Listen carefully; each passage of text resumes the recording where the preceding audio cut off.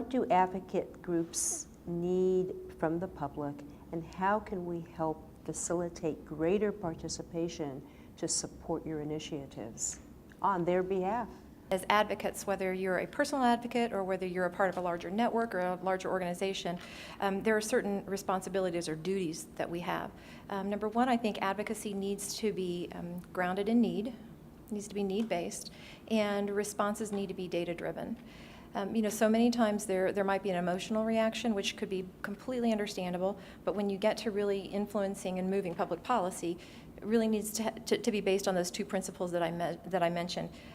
For those of us that are really leading public policy or leading social change, we owe it to our constituents to, yes, inform. I agree with everything that Nancy said in terms of providing them with data and toolkits. I also think we owe it to our advocates not to intimidate. It's an issue of education over intimidation, and using our voice, and you and I have talked about this a number of times, using our voice when it's really relevant versus all the time. I think that the public wants to be engaged in the public policy debate, particularly if their family has experienced cancer. And so many say, I want to be a part of this solution. And so for those of us that work with the advocacy community, we really have a responsibility to construct programs and make them aware and available to everybody in the United States of America. We've learned, Selma, through the years that there are different levels of volunteers.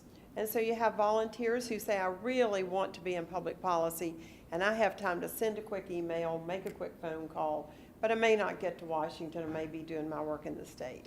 You have other volunteers who are far more sophisticated, hardwired to the government entities at the state level and the federal level, hardwired to the research community, hardwired to the physician community, who say, I want to step up and I want to work pretty much at least 10 to 12 hours a week in public policy. I'm willing to do it at the state level and the federal level. And so creating programs for them. So we have an elite president's council that you are vetted and you are interviewed to actually make the cut into that. But we have a patient voice network that everybody in America can participate in. Now, once you get into this, whether it's our group or any other national nonprofit group that offers volunteer opportunities, you really have to supply those advocates with the issues. And you really have to listen to them, how they think they can move those issues through their own congressmen, their own senators, and their own states. And when you begin to listen to the advocates, we find that there's a tremendous amount of success when you start to volunteer. As advocates, as community, and as the general public, I feel like the more of these personal stories that we can capture to make the story of cancer real, whether it's for elected officials, for policymakers, the movement, all of us driving towards that same goal, the more personal stories that we can collect from real people in real communities, families, caregivers, spouses, and loved ones, that's what affects change. As we go up to the Hill, as Nancy mentioned, you go and you share these stories, you're collecting those 800 signatures, translating that advocacy into action, and essentially building a grassroots army, right? That's what it is at the end of the day. And the unique ways that we have to do that, maybe it's stepping outside of our box for a little bit and thinking outside of the cancer community, what are some of those non-traditional partners that we can involve? Maybe it is the veterans organizations, maybe it is seniors organizations, other groups that haven't traditionally gotten involved in the cancer community, as well as thinking maybe from a consumer standpoint. I know we talk a lot about healthcare, but companies like Nike, Google, and others care about their employees' health and well-being. Maybe it's another opportunity for us to get some of those larger players involved to help us expand this debate and this conversation. The interesting thing that the whole healthcare reform debate taught us is that every American has to be an advocate. It showed, I think, Americans that they have a huge vested interest in their healthcare, and basically they have to be their own advocates. I think in terms of the advocacy community, what the advocacy community has done in cancer, I think, is great. The one thing I will say is there's a huge emphasis, as there should be, on the cure. Because obviously we'd like to all be sitting here knowing that there's that cure for cancer. The problem is that many of the issues that we've all talked about on the panel are about the care.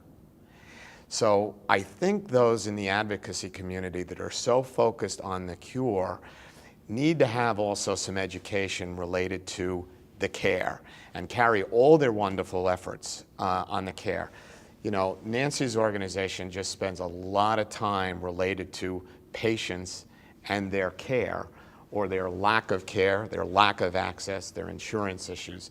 And I think that the one thing that I would say to the advocacy community out there is think about the care, because some of the care is linked to the cure. As Dr. Penley said, that we're talking about clinical research and drug shortages now, basically impacting clinical research, which is going towards, quote unquote, the cure.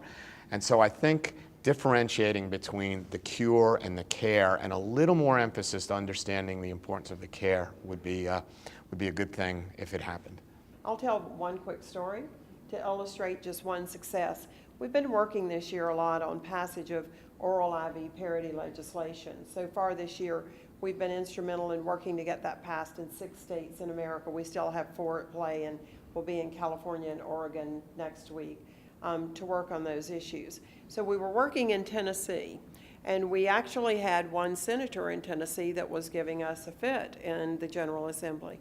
And so one of our elite volunteers in one day went out into that senator's district and procured 800 signatures on a petition citing their support for that legislation. They walked in the next day, and the senator repeated what he had said 2 days earlier, which was, I don't really have any constituents who even have an interest in this issue.